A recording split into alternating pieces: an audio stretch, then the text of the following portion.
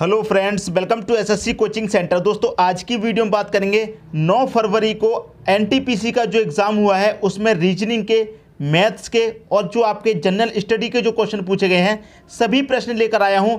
आप लोगों के माध्यम से जो प्रश्न मुझे मिले थे वो सभी प्रश्न इस वीडियो में बताने वाला हूं, तो आप इस वीडियो को अंत तक देखते रहिए। तो चलिए स्टार्ट करते हैं। देखिए कौन सा क्वेश्चन यहाँ पर पूछा गया है। सबसे पहले, असहयोग आंदोलन कब प्रारंभ हुआ? तो इस क्वेश्चन का दोस्तों सही आंसर हो जाएगा 1 अगस्त 1920 को शुरू हुआ था, मतलब प्रारंभ हुआ था। अगला क्वेश्चन देखिए क्या पूछा गया है, ब्रह्म समाज की स्थापना किसने की थी? तो ब्रह्म समाज की स्थापना की थी राजा राम मोहन राय ने। ये इस क्वेश्चन का दोस्तों सही आंसर हो गया। तो आपको मालूम है जितने भी क्वेश्चन पूछे जा रहे हैं दोस्तों एनटीपीसी में, सभी के मैं एनालिसिस करा रहा हूं। तो आज का जो वीडियो है वो मिक्स है, जिसमें आपके जनरल स्टडी के क्वेश्चन होंगे, मैथ्स के क्वेश्चन होंगे और रीजनिंग के भी क्वेश्चन होंगे। जितने भी क्वेश्चन पूछे गए थे सभी शिफ्ट के क्वेश्चन इसमें आपको मिक्स मिलेंगे। ठीक है दोस्तों, अब देखते हैं अगला क्वेश्चन। देखिए अगला क्वेश्चन क्या पूछा गया है, क्रिकेट विश्व कप 1983 में टीम इंडिया के कप्तान कौन थे? सभी को मालूम है दोस्तों कपिल देव थे टीम इंडिया के कप्तान, लेकिन जिनको नहीं पता उनको आंसर नहीं होगा, लेकिन जिनको पता था उन्होंने एक बार में देखकर ही बता दिया था कि कपिल देव। अगला क्वेश्चन देखिए क्या पूछा गया है, बच्चों में रिकेट्स किस विटामिन के कारण होता है? तो विटामिन डी के कारण होता है। ये इस क्वेश्चन का दोस्तों सही आंसर हो गया। अब देखते हैं अगला क्वेश्चन क्या पूछा गया था, वो देखते हैं।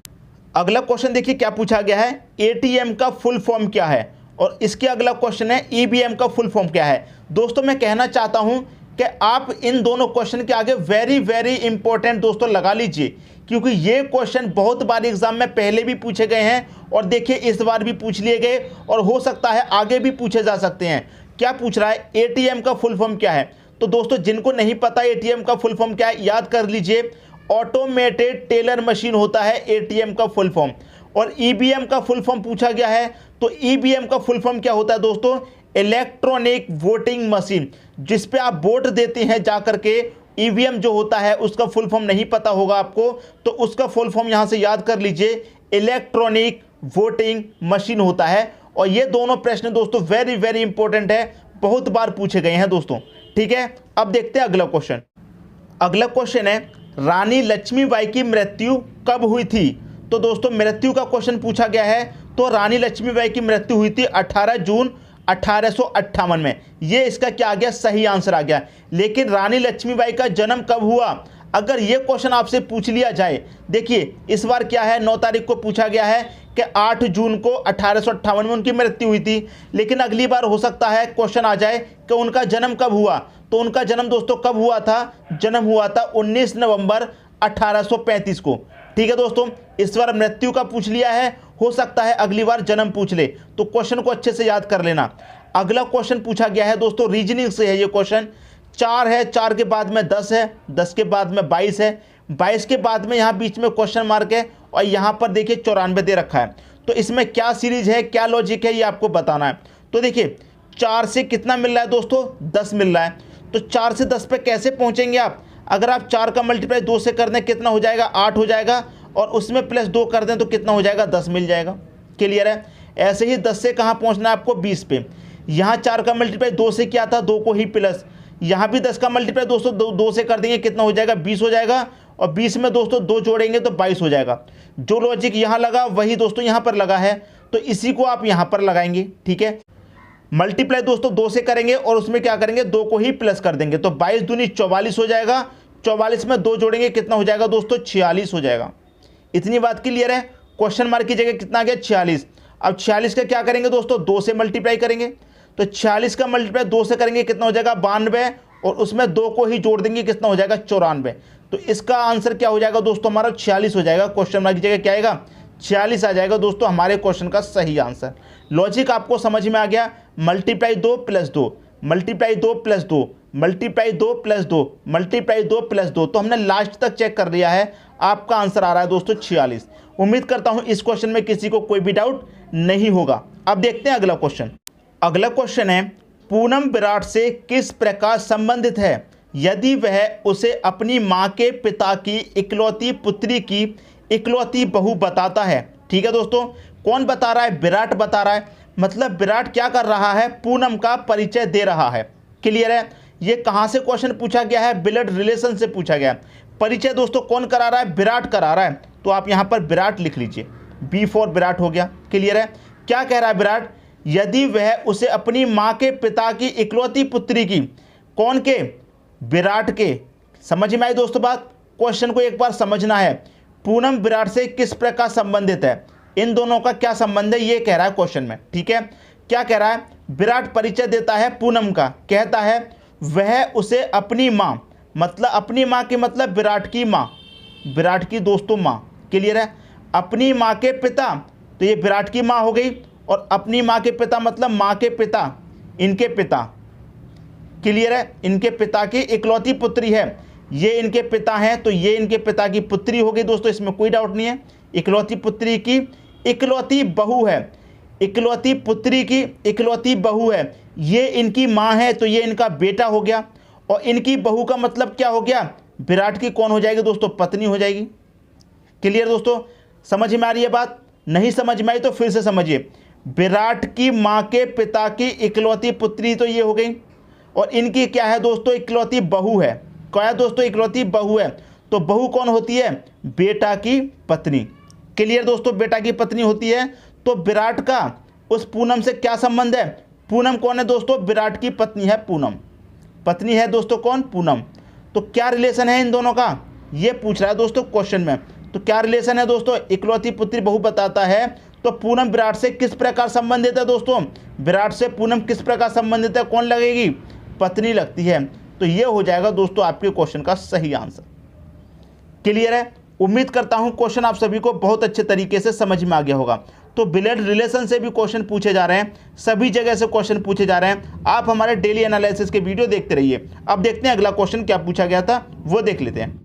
अगला क्वेश्चन है, एक वस्तु को किसी मूल्य पर बेचने पर एक व्यक्ति को 20% का लाभ होता है। यदि वह उसे दोगुने मूल्य पर बेचे तो कितने प्रतिशत लाभ होगा? बहुत अच्छा क्वेश्चन है। देखिए यहाँ पर क्या कह रहा है क्वेश्चन में, एक वस्तु को किसी मूल्य पर बेचने पर एक व्यक्ति को क्या होता है? 20% का लाभ हो रहा है। अगर दुगने मूल्य पर बेचेगा तो कितना लाभ होगा? देखिए यहाँ क्या हो रहा है, जब बेचता है तो 20% का लाभ हो रहा है। अगर दुगने में बेचेगा तो दुगना लाभ होगा, तो 20 की जगह 40 लाभ होगा। तो बहुत से स्टूडेंट क्या करते हैं, 40% पर सही कर देते हैं, लेकिन ये गलत है। समझिए क्वेश्चन, देखिए कैसे होगा। मान लीजिए किसी वस्तु का मूल्य 100 रुपये है। क्लियर है? 100 रुपये है, और क्या करता है, उसे 20% का लाभ होता है। तो कोई भी वस्तु का मूल्य होगा अपने आप में 100% होगा, और 20% का उसे लाभ हो रहा है। इसका मतलब वो कितने में बेच रहा है? 120 में बेच रहा है। ठीक है? अगर वो उसे दोगुने मूल्य पर बेचे, यही तो कह रहा है, दोगुने मूल्य पर बेचे, मतलब 100 रुपये की चीज़ को पहले बेच रहा है 120 में, अब बाद में क्या करा, दोगुने मूल्य पर बेचे, तो दोगुना कितना हो जाएगा? 120 का दोगुने में बेचेगा तो मतलब 240 में बेचेगा। इतनी बात क्लियर है? दोगुने में बेच रहा है, मल्टीप्लाई 2 कर दीजिए। पहले 100 रुपये की चीज़ को 120 में बेच रहा था, फिर कह रहा है कि दोगुने मूल्य पर बेचे तो कितने प्रतिशत का लाभ होगा? पहले 100 रुपये को 120 में बेच रहा था, 100 रुपये की चीज़, अब बेच रहा है 240 में। कितने का प्रॉफिट हो रहा है? ये 240 में क्या है दोस्तों? 100 रुपये मूलधन भी तो शामिल है वस्तु का, तो ये 100 रुपये आप घटा दीजिए। 240 में से 100 घटा देंगे, कितना बचेगा? 140। प्रॉफिट कितने का है? 140 का है। क्लियर है? कितने पर है? 100 पर है। परसेंट में निकालना है, 100 से मल्टीप्लाई, 100 से 100 कट गया, कितना बचा? ये बचा 140%। तो कितने का लाभ होता है दोस्तों? प्रतिशत में लाभ पूछा है, कितने का होगा? 140% का होगा। ये हो गया आपके क्वेश्चन का सही आंसर। उम्मीद करता हूं सभी को क्वेश्चन बहुत अच्छे तरीके से दोस्तों समझ में आ गया होगा। अब देखेंगे अगला क्वेश्चन। अगला क्वेश्चन है, देखिए ये क्वेश्चन कहाँ से पूछा जा रहा है? अनुपात से पूछा जा रहा है। यदि a बराबर 2/3 b और b बराबर 3/4 c है, तो a अनुपात c कितना होगा? बहुत अच्छा क्वेश्चन है। अनुपात वाले वीडियो में हमने ये सभी प्रश्न कराए हुए हैं। क्या करा है? a बराबर 2/3 b है, तो यहाँ पर इसे कैसे लिखेंगे? ये b है, ये कहाँ जाएगा दोस्तों? इधर से a के बट्टे में आ जाएगा, a के बट्टे में b आ जाएगा, तो बराबर कितना हो जाएगा? 2/3 हो जाएगा। क्लियर है? यहाँ क्या है दोस्तों? b है। अब ये c है, ये कहाँ आ जाएगा दोस्तों? b के बट्टे में आ जाएगा c, तो कितना हो जाएगा? 3/4 हो जाएगा। इतनी बात क्लियर है? आपसे पूछ रहा है a अनुपात c कितना होगा। ठीक है? अब देखिए बहुत अच्छा क्वेश्चन है। a b c 3 दिए गए हैं आपको, a b और c। ठीक है दोस्तों, a का अनुपात कितना है? 2 है, a के नीचे a का अनुपात, b का कितना है? 3 है, बी के नीचे बी का अनुपात, बी का दोस्तों एक और अनुपात दे रखा है 3, तो बी के नीचे बी का अनुपात लिखेंगे, ठीक है, अनुपात। सी का कितना दे रखा है 4, तो सी के नीचे सी का अनुपात लिखेंगे 4। यहाँ नहीं लिखेंगे, जब यहाँ से लाइन स्टार्ट हो गया तो यहीं लिखेंगे। लिख लिया दोस्तों, क्लियर है। अब देखिए यहाँ जगह खाली बची है, यहाँ भी जगह खाली। जब खाली जगह बचती है उसके बराबर वाली संख्या लिखते हैं, तो इसके बराबर वाला कितना है 3, इसके बराबर दोस्तों कितना है 3, तो ये लिख लेंगे। अब इसका मल्टीप्लाई करो, 3 दूनी कितना हो जाएगा दोस्तों 6 हो जाएगा, क्लियर है। 3 त्रिक कितना हो जाएगा 9, 3 चौके हो जाएगा कितना 12, क्लियर दोस्तों। क्या पूछ रहा है आपसे, ए और सी, तो ए का अनुपात कितना निकल के आया दोस्तों 6 आया है, और सी का कितना निकल के आया है 12 है, तो ए और सी का ही तो पूछ रहा था, तो 6 अनुपात 12 हो गया आंसर। ये कट के अगर छोटा हो सकता काट लीजिए, 6 एक कम 6, 6 दूनी 12, तो 1 अनुपात 2 आपका आंसर दोस्तों सही हो जाएगा। उम्मीद करता हूं क्वेश्चन आप सभी को बहुत ही अच्छे तरीके से समझ में आ गया होगा। अब देखते हैं अगला क्वेश्चन।